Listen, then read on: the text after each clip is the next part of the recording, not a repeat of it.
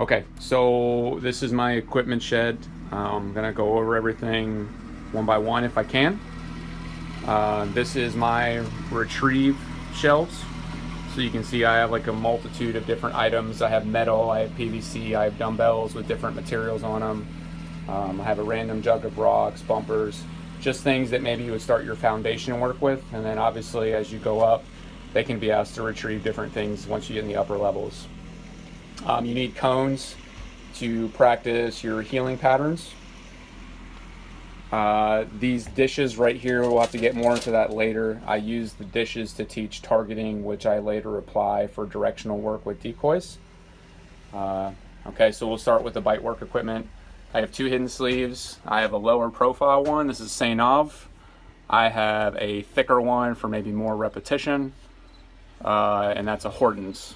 Okay, I have a couple of puppy pillows, which I've ordered more recently. That's for like when the puppies are super little. You can see how much smaller it is. This is then as they progress. I have a couple of thin puppy sleeves. So this is a smaller one. It's like a little mini Belgian arm is what we call them here in the States. So you could teach like inner bicep bites if your puppy's capable of doing that at a younger age.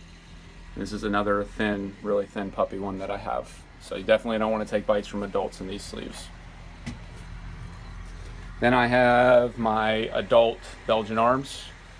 So this is a newer one. Kurt USA is typically where I get those from, but there's a ton of companies that make them in different thicknesses.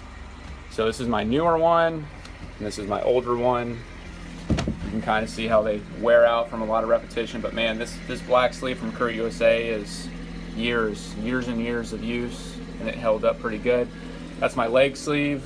That's another Kurt, but again, a ton of companies out there that make it. Suits, I have one of each thickness, not on purpose necessarily. It's just kind of how it ended up. So that's my semi-comp suit.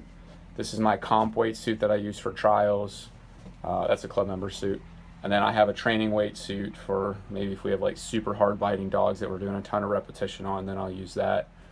I have a pair of scratch pants, which we do a ton of sleeve work. Even though it's PSA, we do a ton of sleeve work in the beginning, so I might wear scratch pants. These are like my multitude of distractions. Really, can curtains, you can see it's literally just PVC with 550 cord strung through bottles or cans. Doesn't need to be uniform like mine. I'm kind of just OCD like that. Okay, I have streamers, and all I've done is taken PVC and taped a whole bunch of caution tape onto it. This is kind of like a hose curtain, if you will. I took an old hose, cut it up, and attached it to PVC. I have an adjustable jump with the bungee on there. So that's pretty crucial for different lengths of jumping. I really like the bungee because it helps teach the dog to kick out as they go over the jump. I do have Schutz blinds, which you can use for different things in PSA, but just know for PSA trials, you're not allowed to use official Schutz blinds. It's supposed to be like two pieces of fence put together to make your own blind. Tunnel, you definitely need a tunnel. There's going to be, starting off in the level ones, there's a passive bite through a tunnel for one of the surprise scenarios. I have 3 places that I start to implement at an upper level. After the bowls, I'll use the places to teach more directional for more advanced stuff. You'll need several different types of muzzles for different stages of the game for training. That's for tracking purposes. Agitation harnesses for adult dogs, harnesses for puppies, bungees. The black one is a double bungee, the yellow is a single.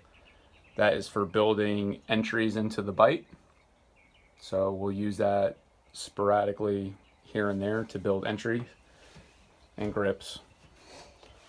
So the bowl is for teaching rear end awareness. That's pretty important. And I would definitely do that if you're getting a puppy.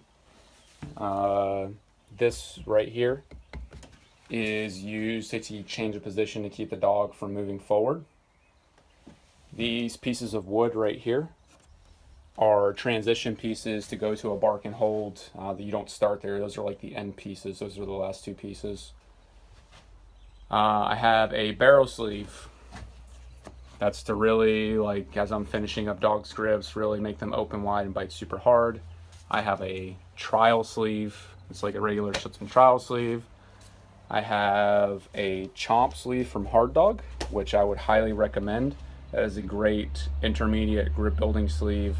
And then I have a shorty from Hard Dog Requisites as well, and that's the next step up from the chomp.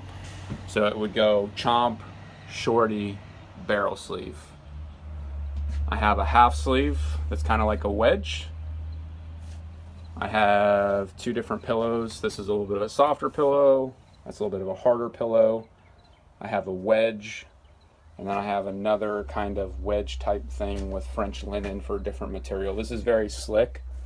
So for a dog that you really want to challenge their grip on the entries, that's a good piece of equipment to have. And I have a regular padded stick. I have a whip. I have several clatter sticks as well.